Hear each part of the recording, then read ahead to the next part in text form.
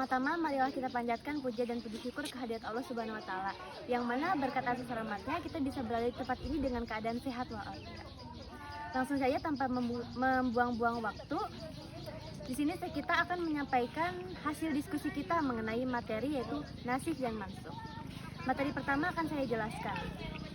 Menurut Syekh Jalaluddin As-Suyuti, nasikh dan mansukh ini merupakan perubahan dari kata nasakh, yaitu masdar dari lafaz nasaho yang memiliki banyak arti. Yang pertama bisa berarti al-izalah atau menghilangkan, bisa berarti at-tabdil atau menggantikan, bisa berarti at-tahwil atau pengalihan, dan bisa berarti an-naqal atau mengutip.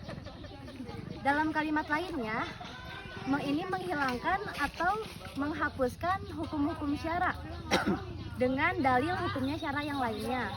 Tapi sesungguhnya nasikh itu ialah Allah Subhanahu wa taala. Yang dimaksud dengan Allah Subhanahu wa taala ialah bahwa sesungguhnya yang menghapus hukum-hukum tersebut adalah Allah Subhanahu wa taala.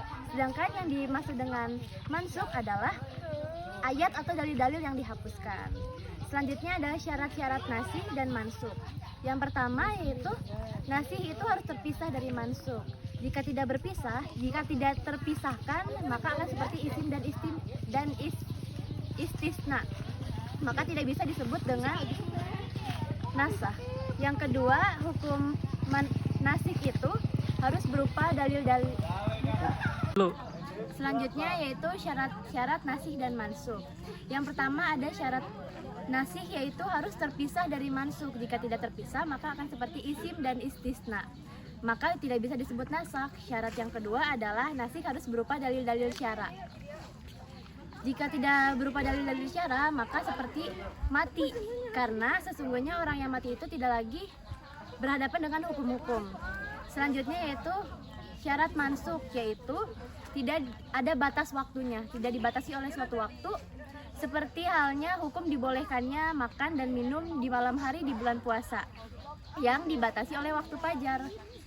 Nah, jika hukum tersebut dihilangkan pun tidak bisa disebut nasakh karena ada batas waktunya. Dan syarat yang terakhir yaitu syarat mansukh harus merupakan hukum syara. Jika bukan hukum syara maka tidak bisa disebut nasakh.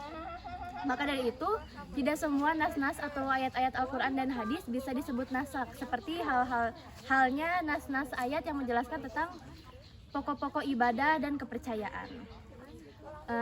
Mungkin selanjutnya yaitu akan dijelaskan oleh Nabila. Baik, di sini saya akan menjelaskan tentang jenis-jenis nasikh. Nah, ada 4. Yang pertama itu Al-Quran dengan Al-Quran, yang kedua yaitu Al-Quran dengan Sunnah, yang ketiga Sunnah dengan Al-Quran, dan yang keempat itu Sunnah dengan Sunnah. Nah, yang pertama itu Al-Quran dengan Al-Quran. Misalnya seperti hukum tentang idah yaitu 4 bulan 10 hari. Nah, yang kedua itu Al-Quran dengan Sunnah. Itu ada 2. Yang pertama itu Al-Quran dengan Sunnah ahad, dan yang kedua itu Al-Quran dengan Sunnah mutawatir. Nah, yang ketiga itu Sunnah dengan ad. Nah, yang ketiga itu Nas'a Sunnah dengan Al-Quran. Ini dibolehkan oleh jumhur sebagian. Sebagaimana masalah menghadapi ke Bait Al-Maqdis yang ditetapkan dengan as-sunnah, dan di dalam Al-Quran terdapat dalil yang menunjukkan ketetapan ini. Kemudian dinasah. Nah, tetapi nasah versi ini pun ditolak oleh Imam Syafi'i. Dalam salah satu riwayat, menurutnya apa saja yang ditetapkan sunnah tentu didukung oleh Al-Quran.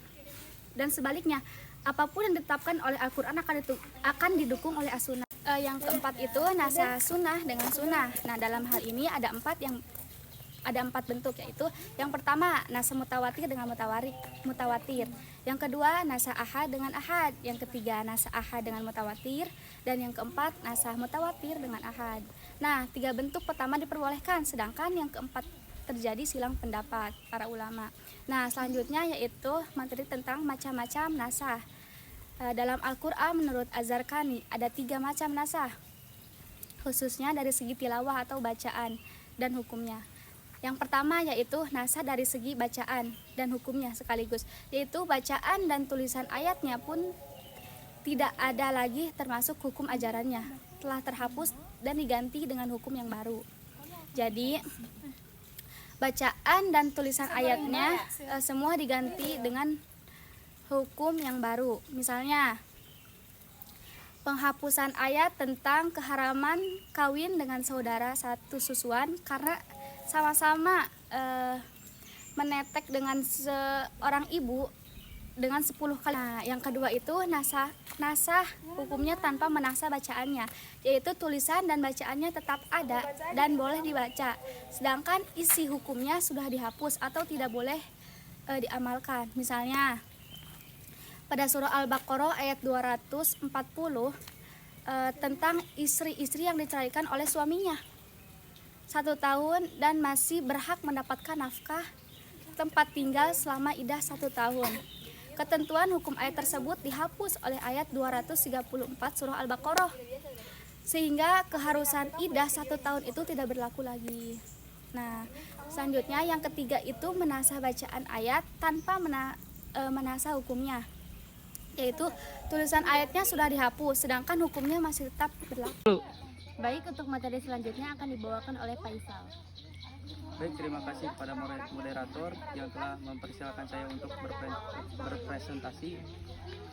Baik, kali ini saya akan membahas tentang hal-hal yang jadi nasah itu hanya terdapat pada larangan dan perintah, baik itu yang diungkapkan dengan cara tegas ataupun jelas, maupun yang diungkapkan dengan kata khobar ataupun berita yang bermakna perintah atau bermakna larangan. Nah, bagaimana cara mengetahui tentang nasih dan mansuh? Jadi cara mengetahui tentang